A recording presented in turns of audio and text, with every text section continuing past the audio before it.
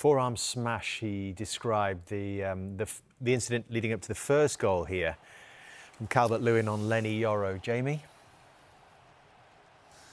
No, listen, I always think every challenge looks worse in slow motion. But for me, no. I think when that ball comes in, Yoro's going backwards, Calvert-Lewin's coming onto the ball, and he's a handful, Calvert-Lewin. And when you get up, you need that leverage with your arms as well. So for me, I wouldn't be expecting a foul. I thought the boys, the way they went around it and stayed positive and fought for everything and tried to get something out of the game after another shocking decision to send Leeds off.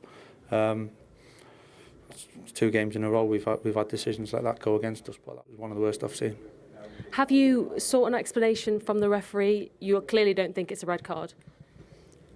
So you can elbow Lenny Yoro for the first goal in the side of the head, leaning arm obviously, and then you can throw your arm in Leach's face, and then as he's off balance because of that, and he half grappling, he kind of off back of his ear, which then pulls the bobble out, which then leads to look like I don't even know what it looks like. It's not a pull, it's not a tug, it's not aggressive. He touches it and he gets sent off, and worst of all, he was actually sent to overturn it, clear and obvious error. It's shocking. The rules are different for everyone and apply different for everyone. The difference in the yellow cards, you can also see it, so it's better that I don't say anything. What kind of game are you expecting then? Back at Old Trafford, the atmosphere is going to be brilliant, isn't it? I hope so, yeah. I think it's something we spoke about in the changing room and with the players, because I think it's important that as players and as a group we all understand what it means and the history behind it. So yeah, for a big night tonight, I think the supporters will be ready for it. I think both teams have got a lot to play for, and yeah, we want to make it a good night. Michael, best of luck today. Thank you very much for your time. Cheers. Thanks a lot. Old Trafford didn't just witness a defeat, it witnessed a boiling point.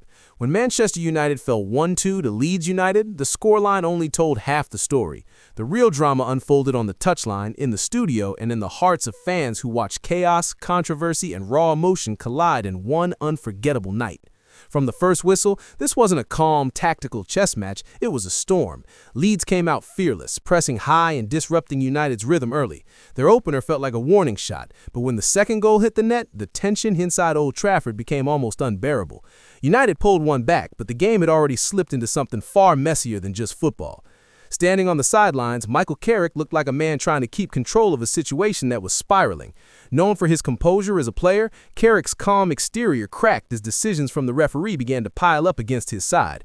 Every whistle, every ignored appeal seemed to fuel his frustration. By the time the red card incident occurred, Carrick wasn't just reacting, he was fuming. The red card itself became the flashpoint. What some saw as a harsh but defensible decision, others viewed it as outright game-changing injustice. United, already chasing the game, were now forced to do it with 10 men. The energy shifted immediately. Leeds smelled blood, while United's urgency turned into desperation. And then came the reaction everyone was waiting for. In the studio, Roy Keane didn't hold back. He never does. But this time, even by his standards, it was explosive.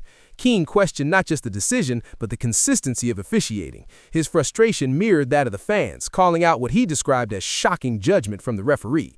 For Keane, it wasn't just about one call. It was about a pattern that he believes is creeping into the game. He pointed out how moments like these can define matches unfairly, shifting momentum not through skill or tactics, but through decisions that leave too much room for debate.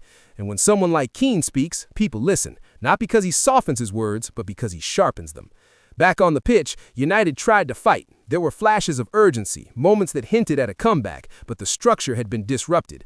Leeds, to their credit, stayed disciplined, organized, and ruthless when it mattered. They didn't just survive, they managed the chaos better. For fans, this match will linger not because of the goals, but because of the questions it raised. How much influence should referees have on the outcome of such tightly contested games? Where's the line between strict enforcement and over-interference? And perhaps most importantly, why do these controversies seem to surface in the biggest moments? Carrick's anger, Keane's outrage, and the fans' frustration all stem from the same place, a feeling that the game slipped out of the players' hands. Football thrives on passion, but nights like this remind us how quickly that passion can turn into controversy. And while Leeds will celebrate a hard-fought victory, the conversation won't end with the final whistle. It's only just beginning.